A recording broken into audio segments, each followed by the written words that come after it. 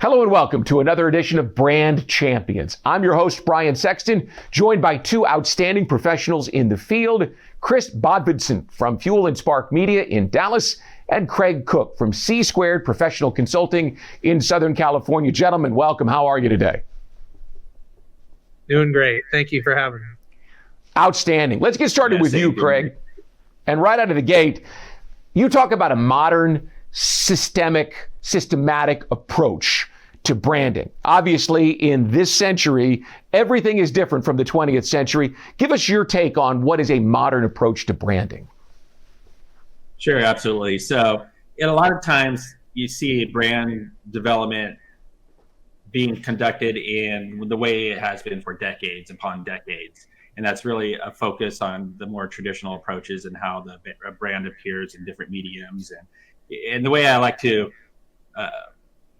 present that is there's the verbal expression of the brand, so the meaning behind the brand, and then there's the visual expression of the brand, which is, say, the form, right?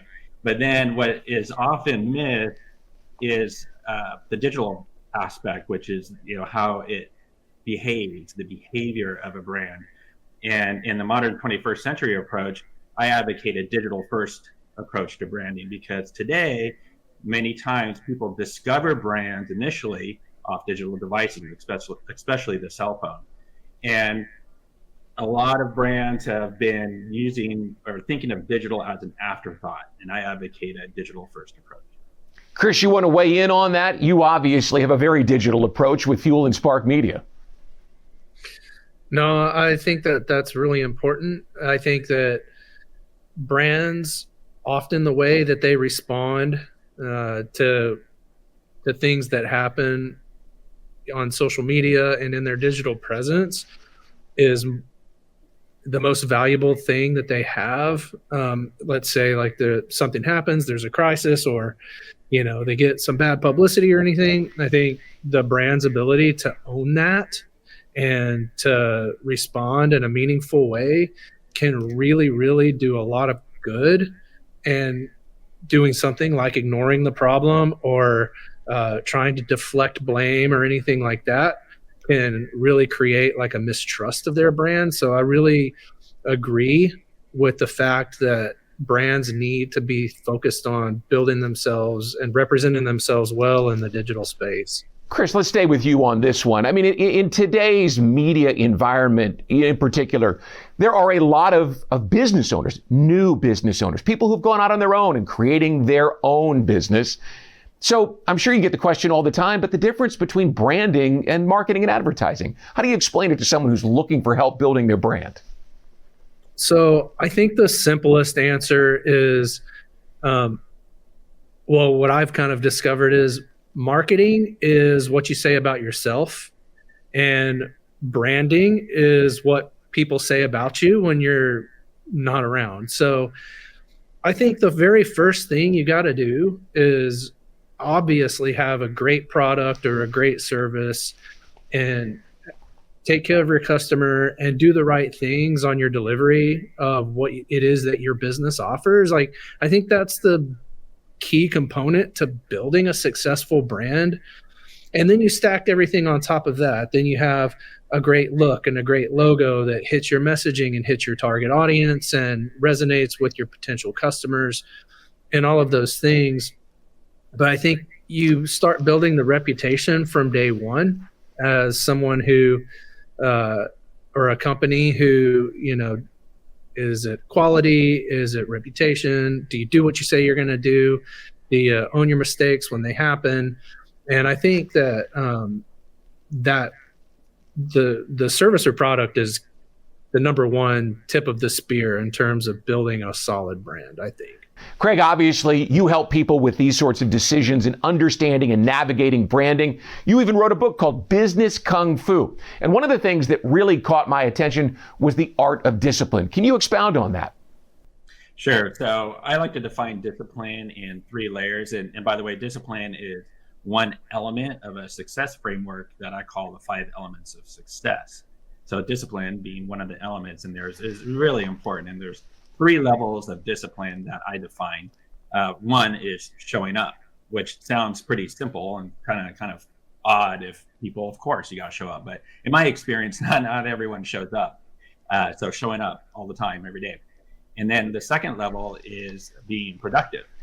So you show up, but what are you doing with your time? How are you being productive and getting tasks accomplished and executing what you need to execute on? And then third is being effective. And by being effective, I mean that what you are spending time producing actually creates value in the marketplace, so much so that people will spend their hard-earned money on whatever products or services that you are offering. So showing up, being productive, and being effective are three layers of discipline that are critical in all operations of a business. But with branding and marketing, it takes a lot of discipline to do it right.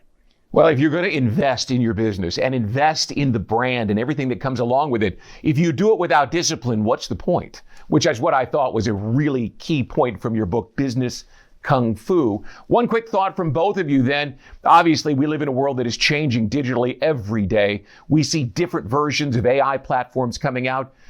Chris, can you give us a thought on how you use AI, especially at Fuel and Spark with your video content? Is it a key part today? And if it's not, do you envision that it will be shortly? It is evolving into a component of what we do.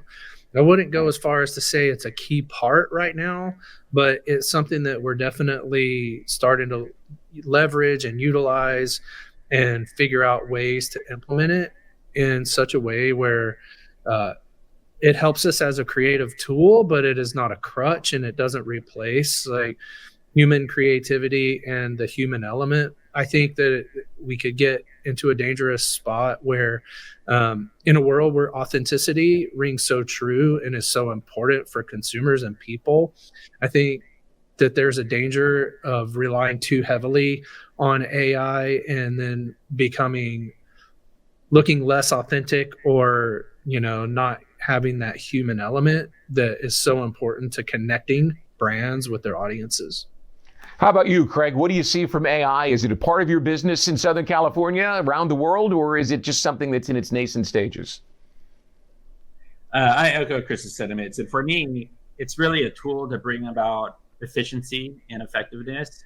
I utilize AI from time to time, and for me, it's a great way to get started too, because sometimes it's hardest to take that first step and you have that creative block and so forth. So it really helps expedite the creative process, getting some initial ideas, concepts down. And that's whether it's copywriting or visual, even video, things that from a conceptual standpoint, say 10, 15 years ago, that working with a client and it would have taken a week to produce some concepts and thousands upon thousands of dollars, I can actually do in about 2 minutes with AI and have some conceptual videos ready to go with a custom soundtrack and voiceover and edited footage. It's quite amazing. So, but that's not the end all be all. Like Chris mentioned, there's that human aspect and the human brain and the creativity that the human element brings into play. It still needs to be exercised to its fullest potential.